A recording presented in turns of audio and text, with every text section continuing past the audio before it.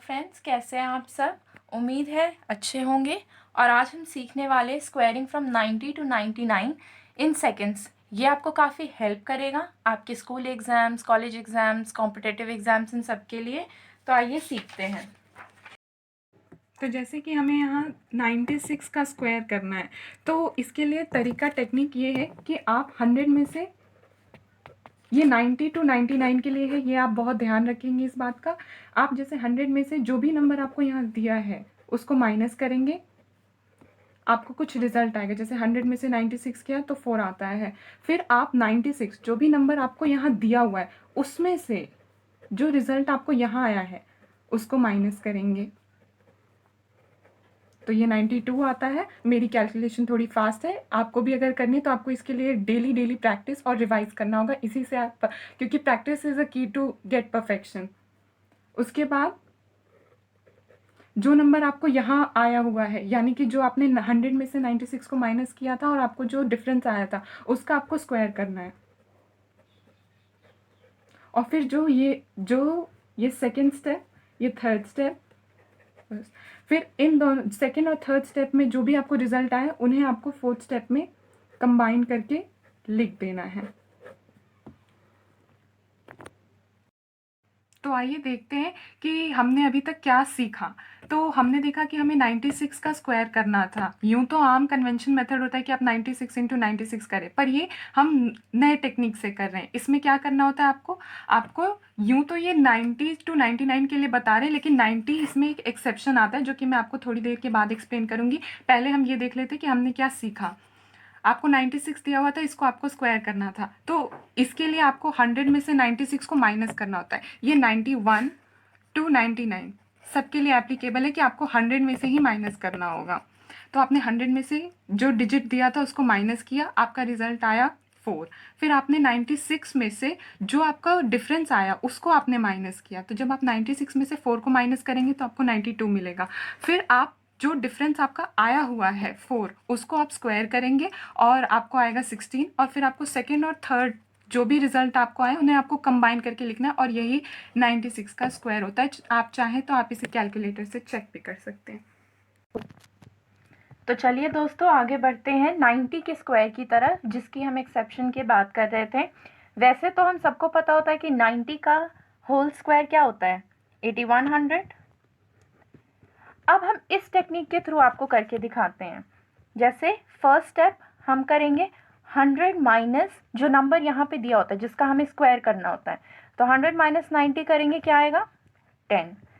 फिर second step है कि हम 90 जो नंबर हमें जिसका स्क्वायर करना होता है उसमें से इन दोनों के डिफरेंस को हम सब्ट्रैक्ट करते हैं, तो हमारे पास क्या आता है 80। अब थर्ड स्टेप में जो हमारा फर्स्ट स्टेप का डिफरेंस आया था उसका होल स्क्वायर करते हैं, तो 10 का होल स्क्वायर क्या आता है 100। अब फाइनल स्टेप में हम क्या करते थे, ये जो सेकेंड स्टेप और थर्ड स्टेप में हमारे रिजल्ट्स आए हुए होते हैं हम उनको कंबाइन कर देते हैं। तो अगर हम इस बार कंबाइन करेंगे तो हमारे पास आंसर आता है 80100, जो कि सही नहीं है। इसमें और इसमें कोई मैच नहीं है, इसलिए याद रखिएगा कि ये एक एक्सेप्शन है। तो चलिए दोस्तों, आगे बढ़ते हैं। ये कुछ स्टेप्स हैं, सिर्फ 4 स्टेप्स हैं जो आपको याद रखने हैं, और इससे आपकी कैलकुलेशन ईजी बन जाएगी। तो स्टेप 1 है सब्ट्रैक्ट द नंबर फ्रॉम 100। जो भी आपको मिलता है स्पेसिफिकली याद रखिएगा कि ये 91 से 99 तक के लिए। 90 एक एक्सेप्शन है इस टेक्निक का। स्टेप 2 है subtract the number from the original number that you got. Step 3 square the result obtain from step 1। Step 4, place the result from step 3 next to the result obtained from step 2. I hope ये आपको समझ आ गया हो, और अगर समझ आ गया है तो pause the video to note it down. चलिए दोस्तों, अब आगे समझते हैं एक डिजिट का मतलब क्या होता है। Digit is a single numerical symbol जो हमें किसी भी चीज को रिप्रेजेंट करने के लिए काम आता है, स्पेसिफिकली न्यूमेरिकल वैल्यू को। अब अगर आपको ये टेक्निक अच्छी लग रही है तो आगे और देखिए। जैसे 98 का स्क्वायर अगर हमें करना है, अगेन जो चीज़ें स्टेप्स आपको बताई गई हैं वही है, उनको मैं आपको क्लियरली एक्सप्लेन कर देती हूँ। पहला है 100 माइनस 98, जो भी आपको यहाँ नंबर मिला है उसमें से उसको सब्ट्रैक्ट कर दीजिए 100 में से, तो हमारे पास रिजल्ट आ जाता है 2। फिर जिस नंबर का स्क्वायर करना था उसी नंबर को लिखिए और जो यहाँ डिफरेंस आया था उसको लिख दीजिए। देखिए ये थोड़े स्टेप्स याद करने थोड़े से ट्रिकी हैं, पर एक बार अगर आपको याद हो गया तो आप अपने क्लास में कैलकुलेशन और फास्ट कर सकते हैं। और आधे से ज़्यादा बच्चों को तो 8-9 की टेबल भी याद नहीं होती, तो उनके लिए तो ये बेस्ट टेक्निक है। आगे देखिए, फिर जो हमारा इन दोनों का डिफरेंस आया था उसका हम होल स्क्वायर करते हैं। जब हम इसका होल स्क्वायर करते हैं तो हमारे पास 4 आता है। फिर हाँ, तो फोर्थ स्टेप में हमने ये देखा कि जो हमारा सेकेंड स्टेप और थर्ड स्टेप में रिजल्ट आया होता है उसको कंबाइन करते हैं। अब दोस्तों एक चीज़ याद रखिएगा, अगर आप यहाँ 2 का स्क्वायर सिर्फ 4 लिख देंगे तो आप जब रिजल्ट कंबाइन करेंगे तो क्या आएगा 964। तो इसलिए ध्यान रखिएगा कि ये वंस और टेंस प्लेस दोनों लिखिए, ये बहुत इंपॉर्टेंट चीज़ है। अगर आप ये लिखना भूल गए तो ध्यान रखिएगा इस बात का कि वंस और टेंस दोनों डिजिट लिखना है। आई होप आपको ये पता होगा, नहीं पता है तो एक बार देख लीजिए। इसको बोलते हैं वंस प्लेस और इसको बोलते हैं टेंस प्लेस। इसके बाद आता है हंड्रेड्स, थाउजेंड्स, तो हमें ये दोनों लिखना बहुत ज़रूरी है। नहीं लिखेंगे तो ये आंसर आने की जगह ये आ जाएगा और आप ऑप्शन गलत मार्क कराएंगे। और सबसे ज़्यादा ज़रूरी बात तो ये कि जब कॉम्पिटिटिव एग्जाम्स में हमें कैलकुलेशन करना होता है, हमें और भी फास्ट अपनी स्पीड को मेंटेन करके रखना होता है, क्योंकि वहाँ time is a very important factor.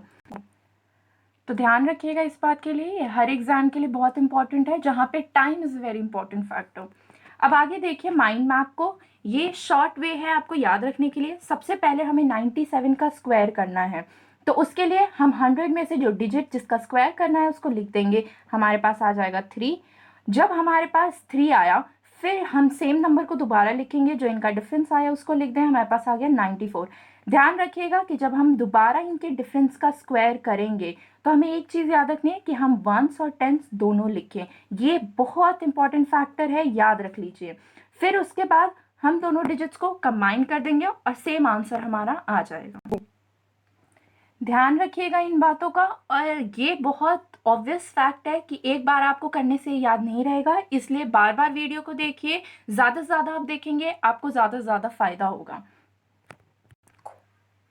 चलिए दोस्तों कुछ क्वेश्चंस प्रैक्टिस करके देखते हैं। जैसे हमें 96 का होल स्क्वायर करना है, तो सबसे पहले हम क्या करेंगे, 100 में से उस नंबर को सब्ट्रैक्ट करेंगे, क्या आएगा 4 आएगा। उसके बाद 96 में से इनके डिफरेंस को सब्ट्रैक्ट करेंगे तो हमारे पास आता है 92।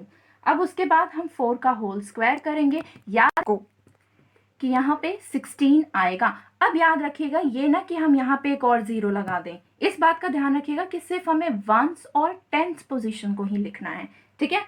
अब उसके बाद हम सेकेंड स्टेप और थर्ड स्टेप में आए हुए रिजल्ट को कंबाइन कर देंगे, तो हमारे पास रिजल्ट आ जाता है 299216। चलिए आगे देखते हैं नेक्स्ट क्वेश्चन को, 95 का होल स्क्वायर। उसके लिए हमें करना होगा 100 माइनस 95, क्या आएगा 5 आएगा। फिर हम लिखेंगे 95 माइनस 5, जो इनका डिफरेंस आया होता है उसको लिखते हैं यहाँ पे, तो हमारे पास रिजल्ट आ जाएगा 90। उसके बाद हम 5 का होल स्क्वायर करेंगे, हमारे पास आएगा 25। याद रखना है कि वंस और टेंस प्लेस को ही लिखना है, वंस और टेंस प्लेस का होना ज़रूरी है, ये ना कि अब आप हंड्रेड्स और थाउजेंड्स प्लेस को भी लिखने लगे। उसके बाद अब हमें सेकेंड और थर्ड स्टेप के रिजल्ट को कंबाइन कर देना है, जो कि आ जाएगा 9025। ये बिल्कुल सही कैलकुलेशन है और इजी तरीका भी है जो आप सीख सकते हैं। उसके बाद चलिए अब आप खुद ही देख लीजिए कि ये कैलकुलेशन कितना फास्ट है। मैं 2 आपको करके दिखाती हूँ।